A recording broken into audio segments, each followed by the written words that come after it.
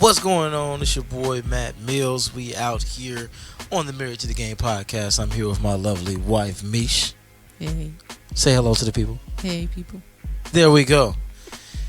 And we are right back here talking sports with you from a married couple's perspective. You know what I'm saying? Getting it in. There was a couple of topics that we left out there. We left a little meat on the bone, as they say, because yesterday was a ridiculous day in the NBA, to say the least. Right?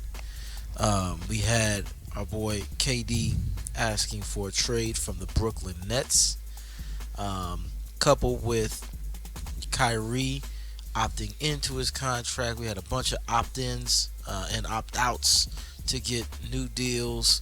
Largest contract recorded in NBA history, I think, with Jokic. No, it's Bradley Beal. Bradley Beal got the highest contract? Absolutely. Hold on, I gotta look at that. I feel like it was Jokic. Why? Okay, I don't have to look at it real time. We'll figure that out later. It's definitely Bradley Beal. I read it this morning. Okay, fine. I'll take your word for it. So Bradley Beal is the highest paid NBA player in NBA history, at least from a contractual perspective. He's received the highest contract at 5 years, $250 million? Oh, no. It is Jokic. And what was that his? just happened because it was Bradley Beal this morning. Okay, so then Jokic was what? 264. 264 over how many years?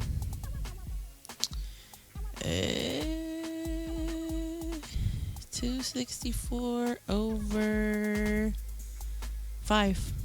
5 years. Good. Where Goodness, people. Yeah. I mean, ridiculous money. It was about 53 million a year, and they clearly just did that to say, hey, Bradley Beal got 250 on a losing team. So 5 year 264 for Jokic, and 251 for Bradley Beal. Yeah, so they basically said, we're going to make you the highest paid. You have the MVPs to match. You're on a team that is in playoff contention. Absolutely. So we're not gonna, let Bradley Beal upstage you on that front. So good for you, Jokic. Good for you, Bradley Beal. Get your bag. But that's not what we're talking about, because those teams are effectively irrelevant, because we know they are not going to make any kind of a serious run in the NBA playoffs next year. I'm okay with Jokic being the highest paid. I'm okay with it. I was not okay this morning with Bradley Beal being the highest, because I was like, why Sway and how Sway? Because we know the Washington Wizards ain't winning no championship at all. Well, unless KD figures out a way to get himself to his hometown and play for his home city. That's a possibility. It's a possibility, but I don't see who you put around him and Bradley Beal, with Bradley Beal taking up 251. And I want to say KD's got to be in that $200 million range in terms of what his contract is worth, right? So anything is up in the air at this present moment. We won't know for the next couple of days what KD is going to do, because we never know. It's always like the 4th or the 5th where he announces what it is that he's going to do. So we got a couple of days. Well, in this case, it's a little bit different, right? Because on June 4th, 2016, remember, KD was not bound by a contract. He had played through his contract at OKC. Mm-hmm. This is a little bit different. This is the trade request heard around the world, right? Yes. Every team, and Windhorse, everyone has said it pretty much on all the sports media networks, is that half the league has already called Brooklyn and asked about, what are the kind of trade scenarios, what are the packages that are involved with being able to get KD to their team. So it's not going to be just one team. It's not going to be you give me this player and a couple of picks. No, it's going to be multiple teams involved. Yes. Right. So it's it's pretty ridiculous. Person can cause this much chaos in the league. That is insane. So let's flip it a little bit, right? Is it one person or is it two people? Because I honestly think it's one person, but it's affecting two people. I think the one person is Kyrie Irving. No, because Kyrie already opted in. The thing is that none of this would even be a thought process if Kyrie opted in and KD stayed. But the fact that KD went in there and said he wanted to be traded is what caused the ruckus. It had nothing to do with Kyrie Irving. Even though Kyrie Irving was the scenario last week on whether he was going to stay or he was going to go. Right. This week, it's the Kevin Durant show because Kevin Durant went in there and said, yeah, he opted in, but I want out. So you want to know what this reminds me of? Who KD and Kyrie remind me of? And you're going to laugh when I say this, and you're going to understand it perfectly when I say this. Kyrie Irving and Kevin Durant are the NBA's equivalent of Pinky and the Brain. You laugh, but now you understand. You laugh at first, but now you understand. Kyrie is the brain, right? Facts. KD is Pinky. Every day Kyrie wakes up trying to figure out how he's going to be able to take over the world. And Pinky just goes along with it. Absolutely. And just like, that's my boy, so whatever he rocking, I'm rocking. It is what it is. That whole part. So this is what's leading me. So we were originally going to have our housekeeping segment on here where we clean up all of the stuff that we were going to talk about from the previous episode in terms of wrapping up the other topics that we didn't get to in the previous episode, like the fact that this might be Westbrook's last year in the NBA and potentially going to OKC, which this is still in play because now you have the Lakers as being the number one destination potentially for Kyrie Irving. Right, we know Westbrook ain't gonna want to play for another team other than OKC. Also, shout out to JTA who signed. Shout out to JTA. The Lakers. Signed with the Lakers today. Another one we lost. We lost a couple, but right, that's what it is. That GP2 hurt. It hurt. But we got Dante DiVincenzo. Welcome to the team. Absolutely. We lost Otto Porter. Lost Otto Porter. Went to the Raptors, but we also re-signed Looney. Absolutely. And we lost Bielisa, who decided to go home and play for his home team. So, it is what it is. Nothing wrong with that. Absolutely. Nothing wrong with that. So, like you I got said, your ring. You did what you were supposed to do. Now you go get the bag. Go get the bag, right? And that's also why GP2 decided to go to Portland as well, because he has struggled so much just to get into the league and find a home. And with what Portland offered him, there's no guarantee that he gets that again. Absolutely. Right, so he had to go after it. So shout out to GP2. Shout out to Dame Town Biz. Town Biz, you know what I'm saying? And he get to go out there and they need Town Biz together. That whole part. Good. Right. So going back to it, normally we would do housekeeping and just clean up some things that we didn't talk about the last episode. So we talked about Westbrook potentially being his last year in OKC. Boston potentially taking a step back, but I feel like that might not be the case now that they have Malcolm Brogdon, who is an actual facilitator, right? And then who the real beast of the East would be after everything going on, but all that's still kind of up in the air. And then also we talked about, and this was while we were signing off on the last podcast, so I know you're like, where's all this coming from? I'm just trying to let the folks know we didn't forget about those topics. They are still kind of floating in the atmosphere, seeing if we're going to cover them or not, but I just wanted to bring to people's memory other things that we wanted to potentially talk about. That there were 8 players ejected in an MLB game, Seattle Mariners versus Anaheim Angels, and there was no coverage on the major media networks about this story. And so we were wondering if the MLB is dead. I don't know. I wouldn't say it's dead, but I'd say it's not living up to the standards of football or basketball. I will say that. And right now, basketball is it. Especially with what's happened. Yeah, what's happening right now. This is the most active, I would probably say, off season that we've had in a really long time. It's so many moving parts. It's so much going on. It's so much hopping back and forth and this way, that way, that it's taking up all of the media's time, that they don't even have the time to talk about any other sport because basketball is taking up so much time. And then you have it to where you have some of the main media people on vacation, and it's like, now is not the time to be on vacation. Exactly. Midi camp. So that midi camp is midi camp. Like, but right now, basketball is in a frenzy, and we got people on vacation, and they should be discussing this at all times. Midi camp is midi camp. Midi camp don't change. Right. So that is getting into one of the topics that we have for this evening. We might as well just go ahead and visit it now. Where the hell is Stephen A. Smith and Skip Bayless and Shannon Sharp? On vacation. Right. They're on vacation, and typically when news of this magnitude breaks, we've seen, at least for Stephen A. Smith, we've seen Stephen A. Smith come off of vacation and have to cover a story. Not that he's like in studio, but for wherever he's at, he'll come off. He's coming off vacation. And come off to, vacation. Yeah. And it's just crazy to me, especially with the way that the NBA is now becoming the predominant sport that is the most talked about. Now ain't the time to be on vacation. No, not at all. You wait till all of the trade deadlines happen. Who's opting in out of contracts, who's opting into contracts, you know, all the moving parts is done, which is usually about what?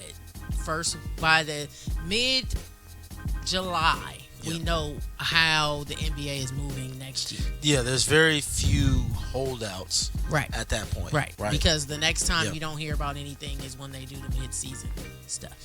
Right. But it's usually, so take your vacation then. When midi-camp start? I'm not entirely sure. I just know that typically every year, preseason starts around the August time frame, and the regular season starts around the Labor Day holiday. Right. So you can take your vacation late July. Right. It's after the 4th of July holiday, where a lot of your blue chippers from the NBA have already committed to teams and stuff like that. Because remember, KD in 2016 happened on July 4th. Right. So a lot of your blue chip talent ends up already being traded away around that time frame. So take your vacation late part of July. I understand that you want to take your vacation for Independence Day because it's a national holiday, everything like that. But when you got news like this, I mean, KD literally just dropped a nuclear bomb on the NBA. Can we talk about that? Yeah, so that's what I'm saying. So, mini camp starts around mid-July, right? So, nothing really happens at mini camps. It's literally them going. Okay, you may have the couple players who don't show up because they pissed off about their contract. Right. They're holding out. Yeah. But you're not getting a whole bunch of stuff happening during mini camp. It's just not happening. It's your first look at, you know, what the teams are doing, some of the things that they're trying to run. So you wait till the NBA's draft season is over, because that's where we're at right now. We're in draft and trade season. Free agency. Free agency, trades happening. The draft just happened. Yep. So you're in the midst of that, right? Take your vacation mid-July. Come back at the beginning of August for the what you call it game? You're talking about the Hall of Fame game. Yeah. So which happens usually in August, early August sometimes. Right? You know, preseason starts mid-August. So then you're back, you do the little Hall of Fame game, you start your preseason.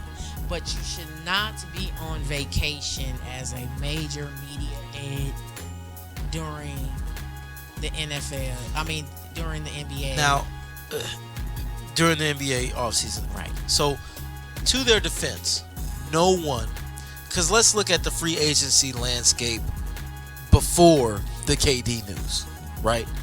Probably your most notable free agent was going to be Bradley Beal and or James Harden. And we kind of already knew what was going to happen with them because Bradley Beal ain't going nowhere. But that's not necessarily true, because you knew that the deadline was at the end of June. And July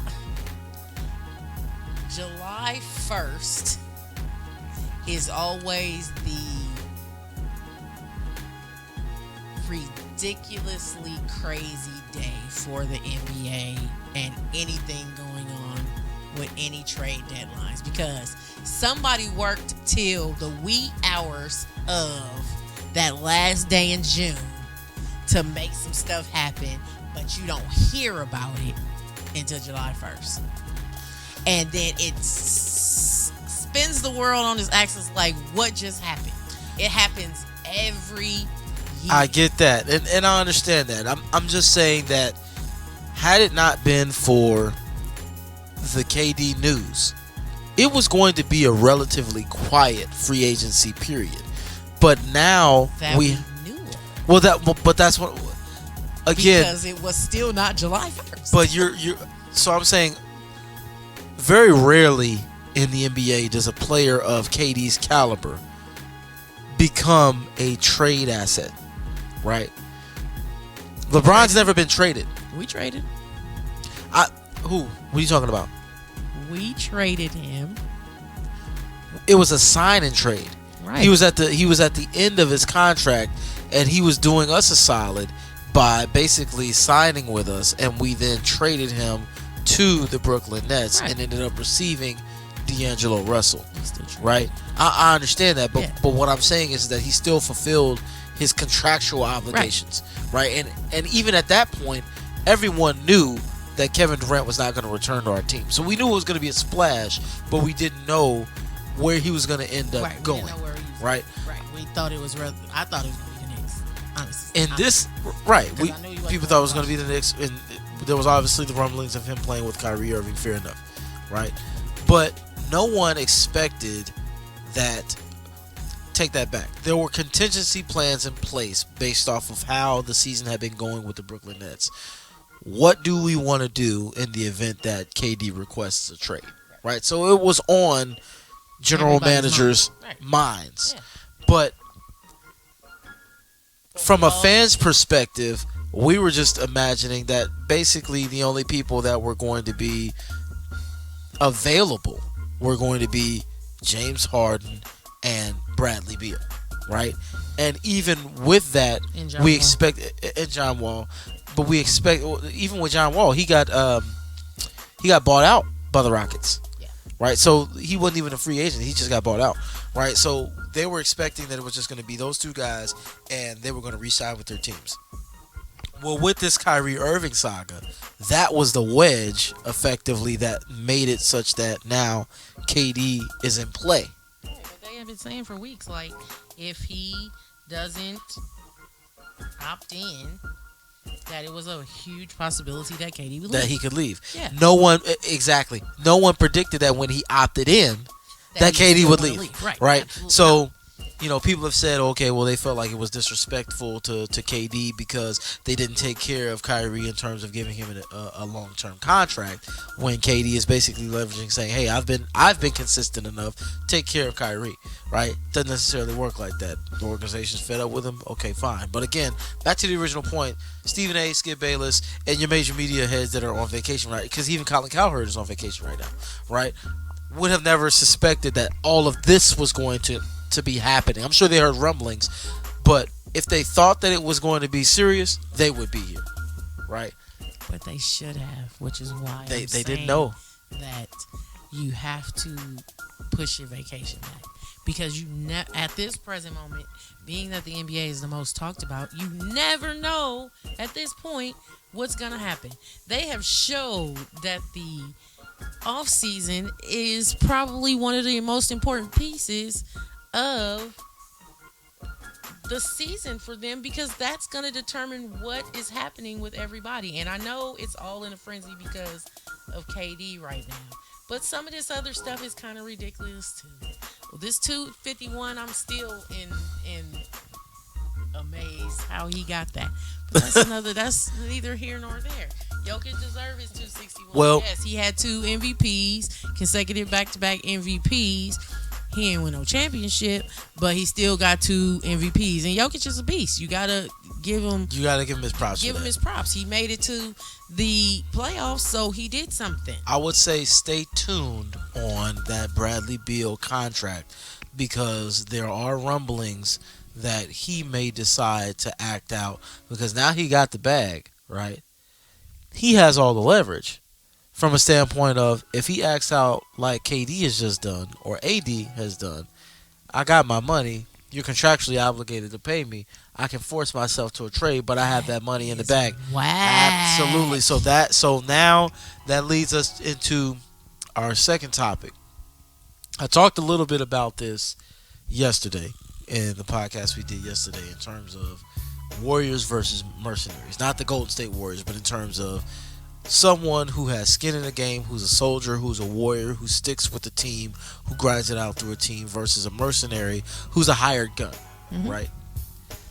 And so there is an influx of mercenary mindset people within the NBA who don't necessarily have a loyalty to the brand of basketball that a team is putting forth, because that's really the product is a brand of basketball, right?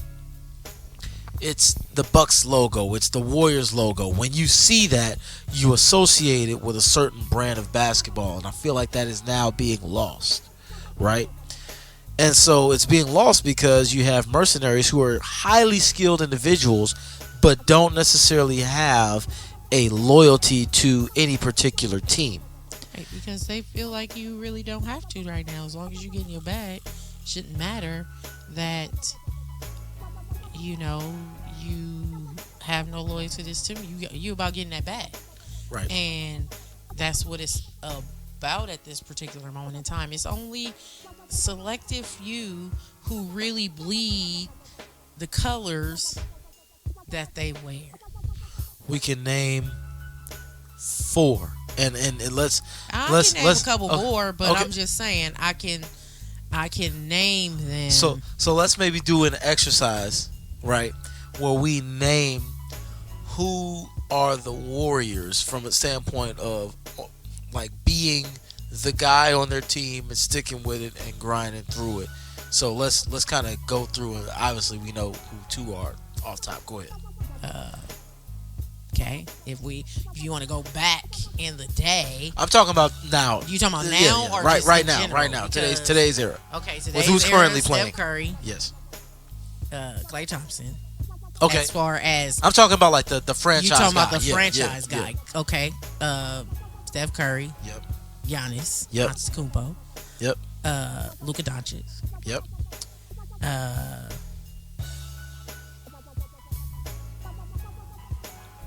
I say Ja Morant.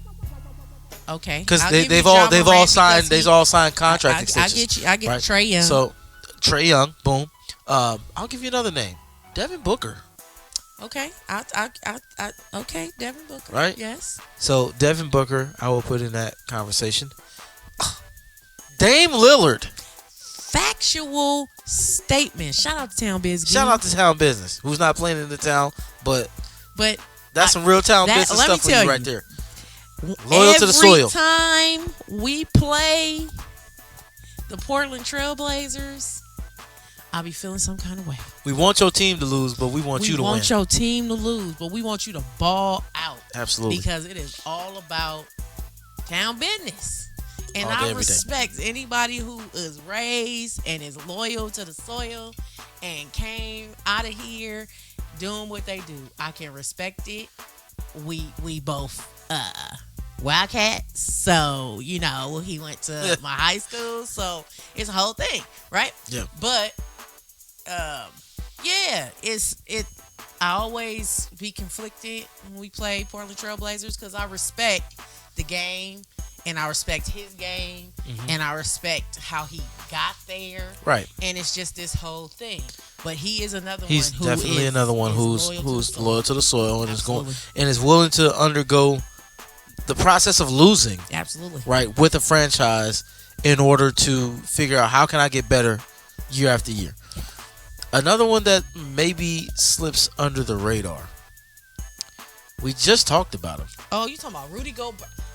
Okay, I was talking about Rudy Gobert, but he is one, but he just got traded today. That was another thing that I was like, what is that kind of happening? You don't trade people like that. So I will say this with regards to the Rudy Gobert situation. Thing. Yeah, so we understand that, but it's a great segment on ESPN. He was on First Take, Brian Windhorst. I was literally spooked when he had this segment on there because he just created this tension of what's going on in Utah.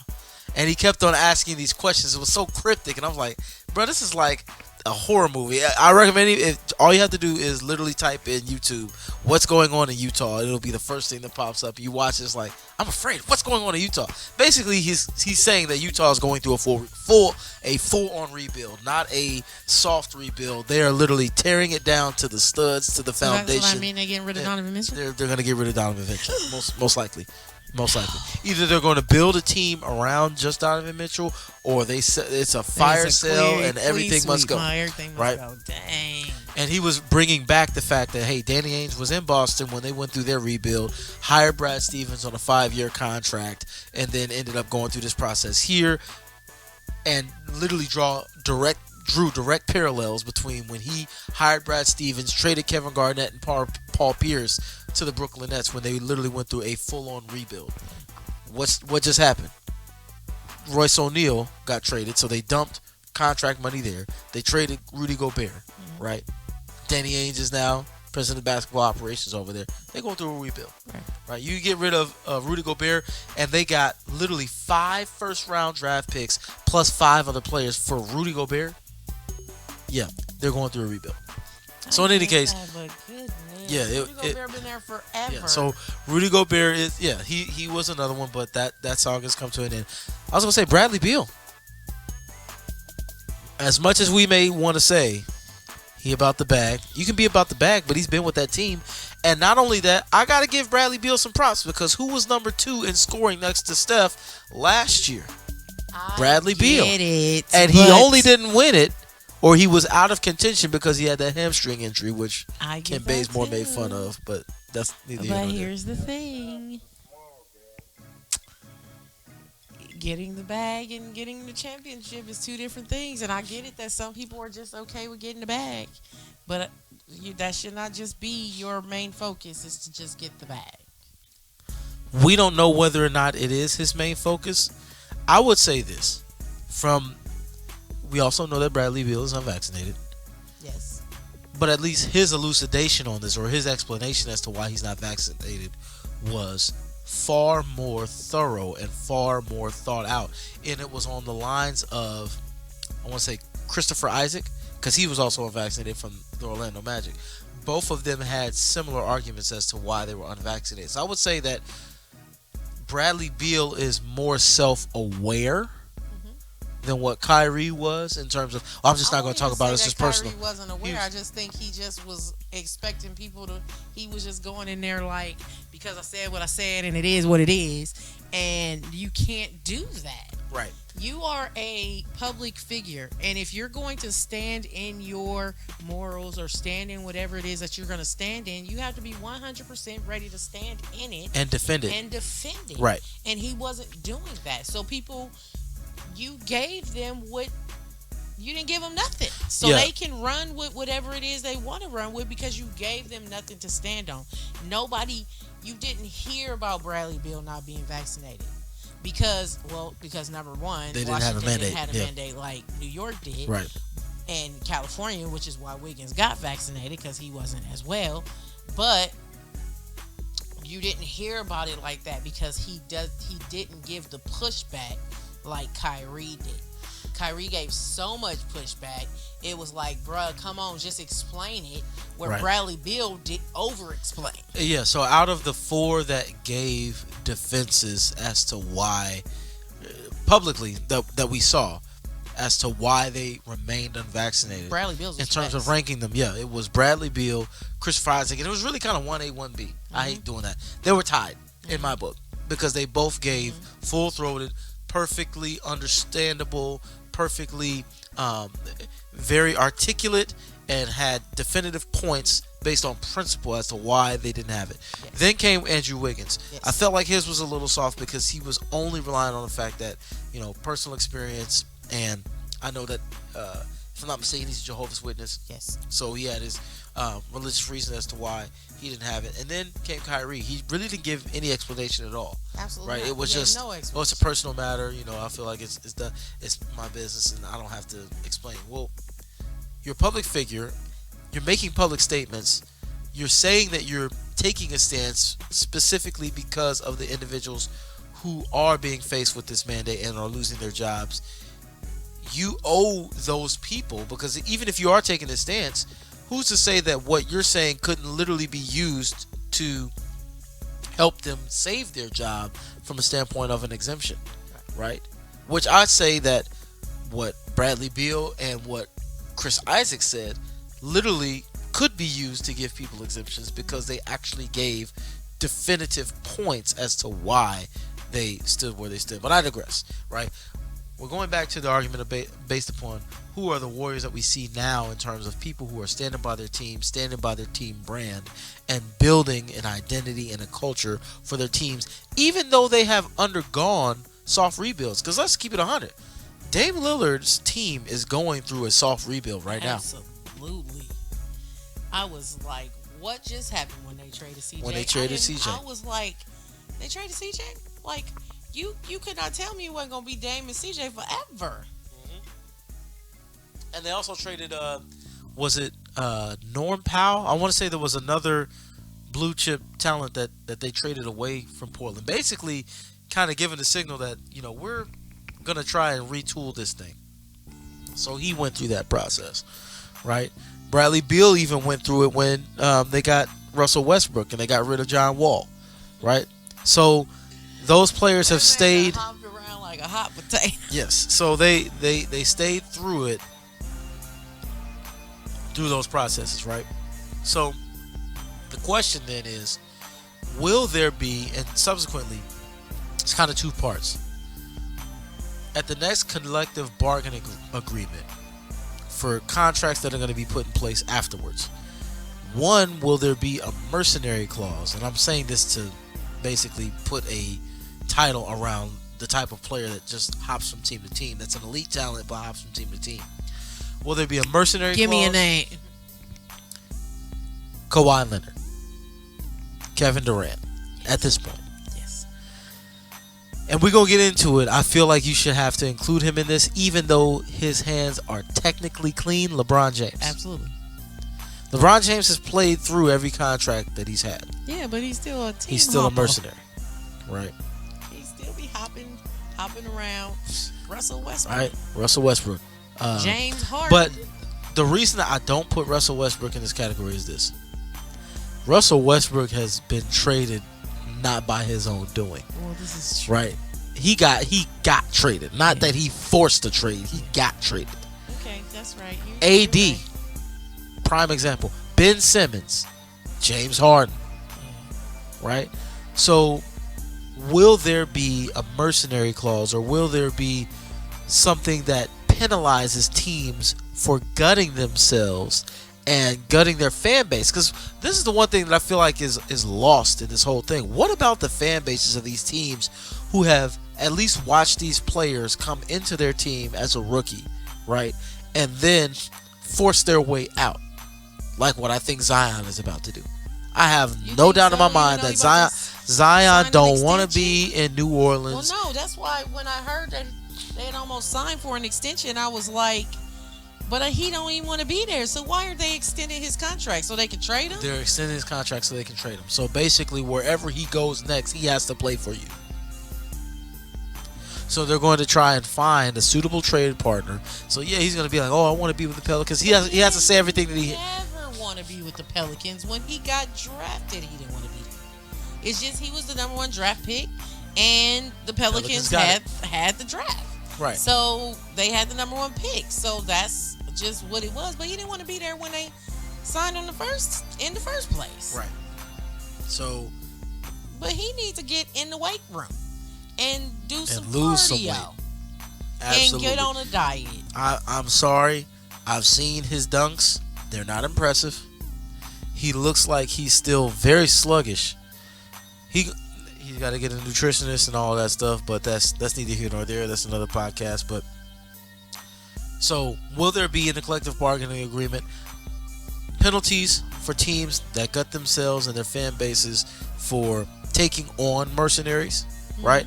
And subsequently, will there be incentives, whether that be through additional draft compensation or additional salary cap room for teams who retain their core of players or their franchise player for a certain number of years. I'm not sure how it gets done, but I feel like what that does is it helps the smaller market teams compete with some of these. Look, everybody can't play in New York and LA. The Warriors really want to play in New York, though. I mean, okay, so everybody can't play in LA and Miami. How about we say that? That's better. Because who really wants to play for the Knicks? I mean, it'd be cold up in New People York. want to go to New York and play for the Knicks, but that's just because of the Knicks culture. But nobody Not the Knicks culture. It's because of the Knicks name. Right. It's the mecca basketball. Nobody wants to play for the New York Knicks. And nobody wants to play for the Brooklyn Nets because there's no... They were the New Jersey Nets. They became Brooklyn a few years back. There's no established culture there. And that's why I feel like that was the biggest mistake by Joe Tsai. Kenny Atkinson was developing a culture there. They went to the playoffs. The team was playing for one another. No, were they a championship contender? Absolutely not. Mm-hmm. But to come back from what the aftermath of Kevin Durant and Paul Pierce during that time, right? Mm-hmm. That was a step forward. Mm-hmm. You gutted the team to get Kyrie Irving because you knew Kevin Durant was going to be coming in tow. Right. So you gutted the team for the brain because Pinky was coming. Mm-hmm. And now look at you. You got to start all over. You have to start all over again. Because I'm sure that they don't want him there. What, you talking about Kyrie? Right. Yeah, Brooklyn doesn't want Kyrie there. They're done. So if they lose KD, they're getting rid of Kyrie because they don't want him there in the first place. Absolutely. They'll find somewhere for him to go. Which tells you how bad it is that they're willing to allow KD to be collateral damage just to get rid of Kyrie. KD made his own self collateral damage when he went in there and requested that he be traded. So I have no sympathy for him. So that leads us into this next topic, or my theory that I tried to explain to you earlier today. And I thought it was irrelevant. Okay, so let's go ahead. Just hear me out. Just hear me out. Let's put our tinfoil hats on for just 1 second. We've ragged on KD. We've skewered him over the past 2 days for requesting a trade when he has 4 years left on his contract. I didn't skewer him. Well, the majority of the media did, and we skewered him yesterday in our podcast. They just haven't heard it yet, right? And we talked about how he's not a leader, and he's running, and he's bailing, and everything like that. Mm-hmm. Let me put my tinfoil hat on, and let me play devil's advocate. What if Kevin Durant, looking at the landscape, saying, you know what? I was a follower here to Brooklyn with Kyrie. That's my boy. I want to play with him. It would be great. Have a team on my own. Be able to develop a culture and identity on my own. Something that I haven't done in all of my years in the NBA. Well, I realize now I have an unreliable teammate. The team can't get pieces around us that are going to fit. We don't have a coach that we really trust. And the team is in a situation where they don't have enough cap room to bring in valuable pieces that we can create a championship team. One of the pieces that we had here decided to leave. Obviously, you had the vaccine mandate with Kyrie, which played into the fact that James Harden is no longer with the team. And in return, we ended up getting somebody who got here and doesn't really want to play with us, but is you can't diagnose mental health, and you really can't diagnose a bad back. So we don't know what the hell's going on with Ben Simmons. And this is all because I decided to join this team and follow someone here. So what if Kevin Durant goes directly to Joe Tsai, who's the owner of the team? He didn't go to Sean Marks, the GM. What if he goes to Joe Tsai and says, look, Joe, I recognize that this entire thing has been a disaster and a fiasco. And I understand what you all gave up to get Kyrie, to get James Harden, and to get me. And by the way, we can list those bodies. It was Victor Oladipo, Andre Drummond, Seth Curry, Karis LeVert, Still steaming about that. Jared Allen, Kenny Atkinson, and I want to say like 3 or 4 other players. So there's bodies that are lined up because of these trades that were made to get that big 3 in the Nets, right? No, Seth came in the James Harden trade. No, he didn't. Yes, he did. It was Andre Drummond. He's in Brooklyn now, right? He's in Brooklyn now, but he was at the 76ers before. Right. So the 76ers That was had the Ben Simmons. Ben Simmons. That's what I'm saying. The Ben Simmons trade. So 76ers traded Ben Simmons and Paul Millsap for Andre Drummond, Steph Curry, James Harden, and they traded Andre Drummond, Seth Curry, Ben Simmons, and Paul Millsap for James Harden and Paul Millsap. Either way, it was like 6 people, Yes. or 4 or 5 people. Yes. Right. But there's bodies lined up there. So KD goes to Josiah and says, look, I see everything that you all gave up to get us all here. This is my fault for being a follower, and I want to make this right. I understand that I still have trade value because I'm trading away the next 4 years of my prime. I signed up with a commitment to be here as a Brooklyn Net, but I am now saying, you know what? This isn't going to work. This isn't fair to you all. I will fall on this sword because I fell on it before, leaving OKC to go to Golden State and then leaving Golden State to come here. I can deal with the scrutiny, having dealt with it twice before, right? I hear me out. And he goes to Josiah and says, look, this is what it is. I want to make this right. Utilize my value now as a player so you can get back as much as you possibly can so that we can erase what this was to Brooklyn, because this isn't fair to you and the fan base. How can we move forward? Because my thing is this. If I'm a business owner, as Josiah is, that's attractive to me. Why? Because I still got to run a business at the end of the day. That's all that matters. Look, KD is a great player. It ain't about winning. It's about putting butts in seats, because butts in seats means that's cash in my pocket. And I can't let KD walk, right, without getting some kind of a compensation in return. And so that sounds like a good deal to me, especially after this fiasco. If I can go in front of the fans and say, hey, look, this happened. This was a stain on our resume. We're going to make this right. KD is falling on the sword here, but he would never say it. Why? Because it protects Kyrie. It protects his boy. He would never admit to this. If this is the truth, he would never admit to it. Because in doing that, he would then basically admit that Kyrie a little loopy. You done? Okay, go ahead. Now you know that ain't the scenario. Yeah, y'all let you put your little tinfoil hat on with your little conspiracies, but we know that ain't the case. I mean, it could be. We don't know. We know the sensitivity that comes with how Kevin Durant does business. Kevin Durant does business, especially basketball business, majority of the time built on his emotion and how he's feeling at that particular moment in time. That it's a well-known fact because he's done it so many times. Woj did say earlier today that the decision to request a trade was in part influenced by the criticism that KD had received after the Warriors had won the championship. Absolutely. So that was Woj's report. My thing is, I want to know the sources. Who was that said that? Because that then gives us clarity. We also know into that the whether or not reason it's he true. wanted out of OKC is because he was tired of the Westbrook stuff. So Was it the Westbrook stuff, or was it just the style of basketball that OKC was playing? I'm just trying to understand. both. Or understand it for the people.